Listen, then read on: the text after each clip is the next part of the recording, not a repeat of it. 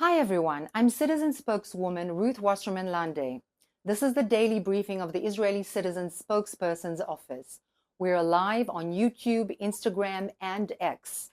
Please begin submitting questions in the chat. Our briefings are now available shortly after broadcast as podcast episodes.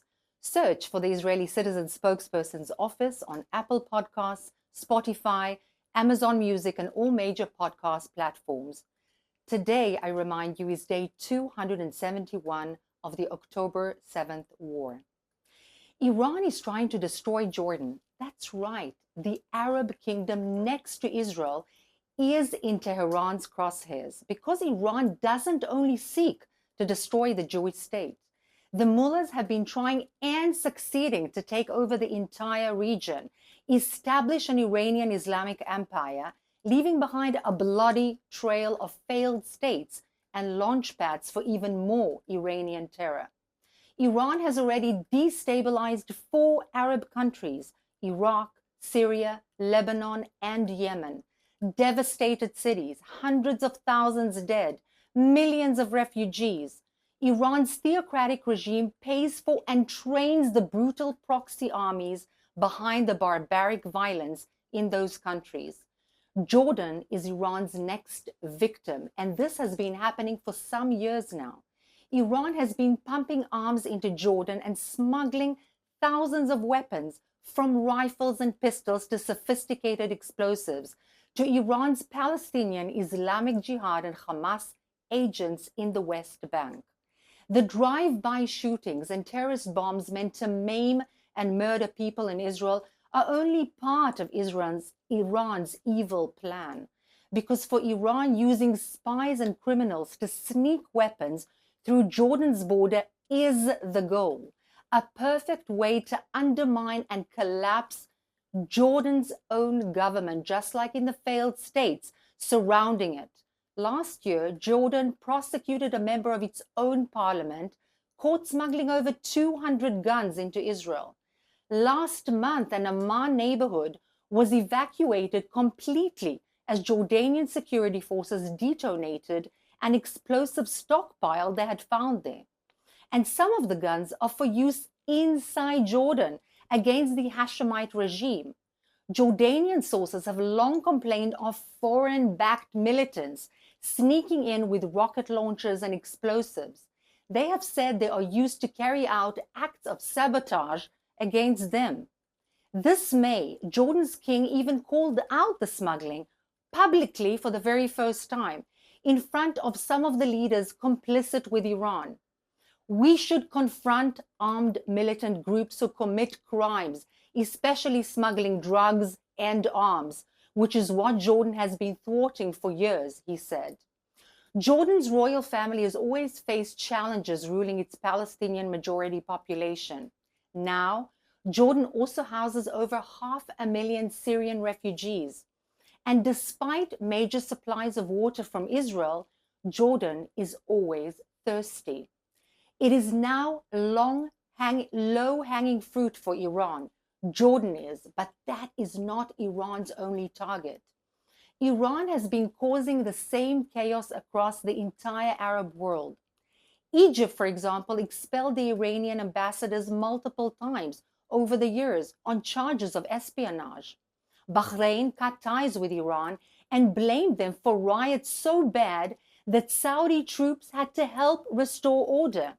And Saudi Arabia has been directly attacked by drones and missiles from Iran's Yemeni proxies, the Houthis.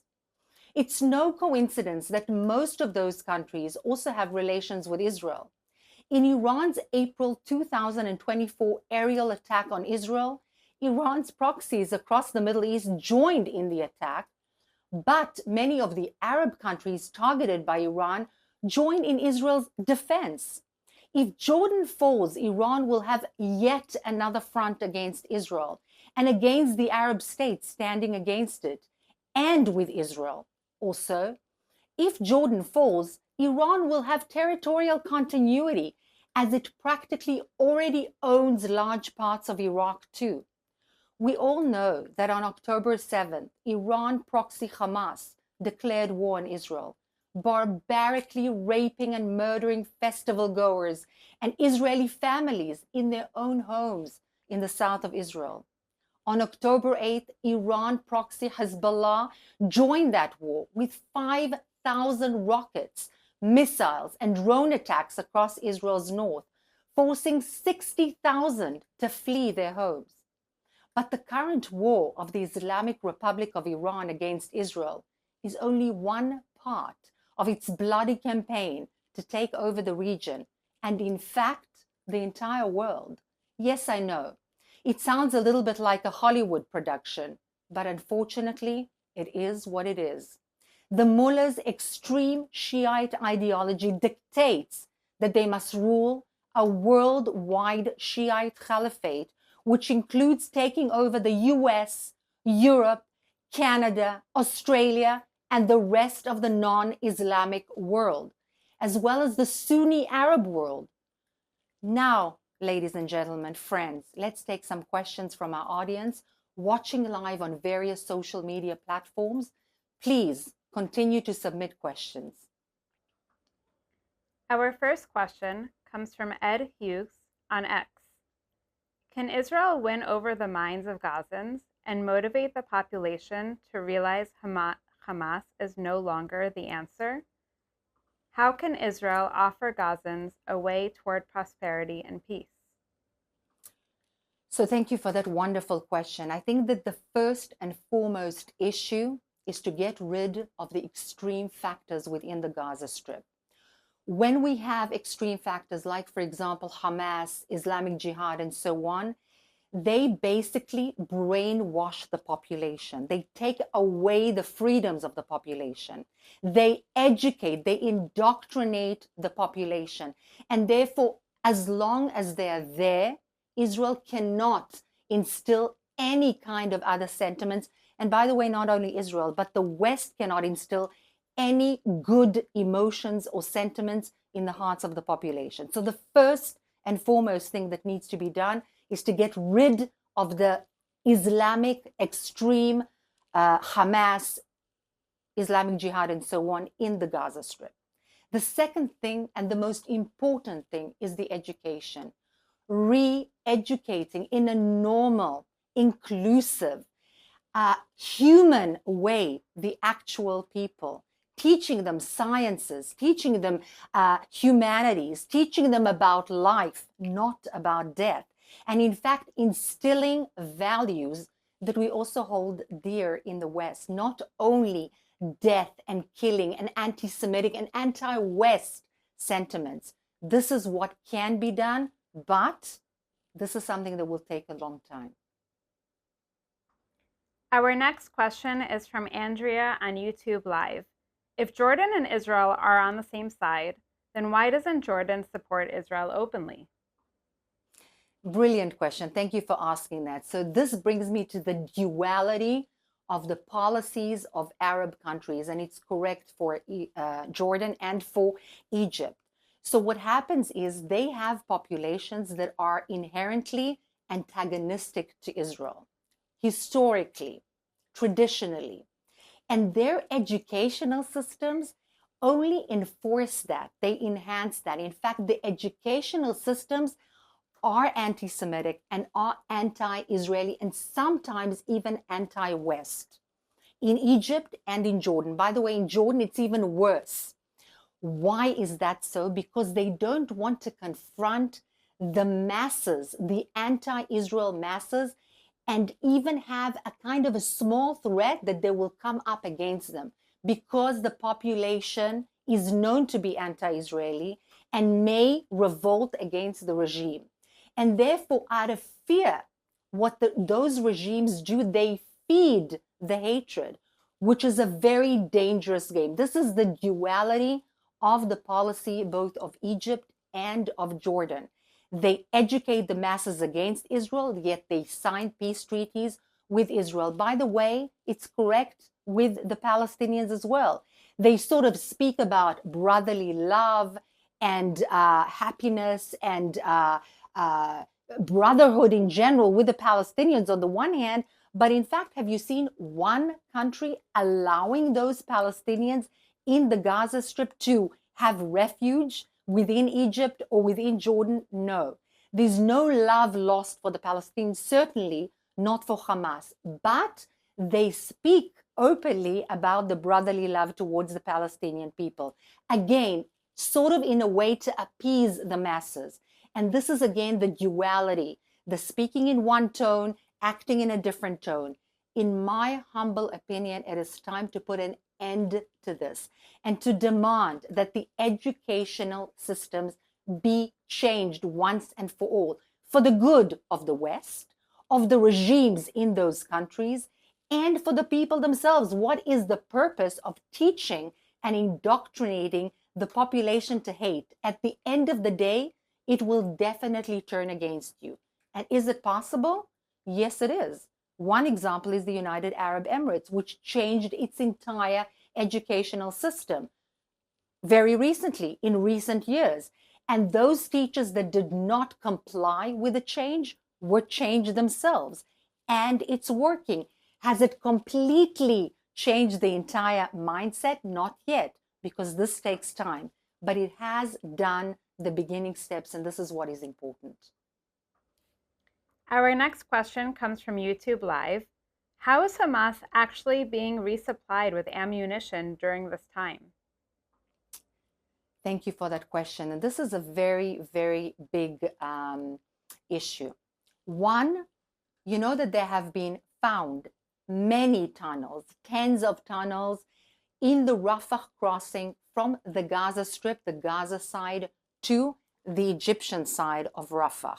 So what we actually found out vis-a-vis that dual policy that I spoke of before is that in fact the Egyptians had allowed, whether willingly or by turning a blind eye, for the Hamas to continue to smuggle weapons, dual-use parts of weapons, and so on into the Gaza Strip. This is until the IDF, of course, went into Rafah, which was the exact reason why we had to take over Rafah.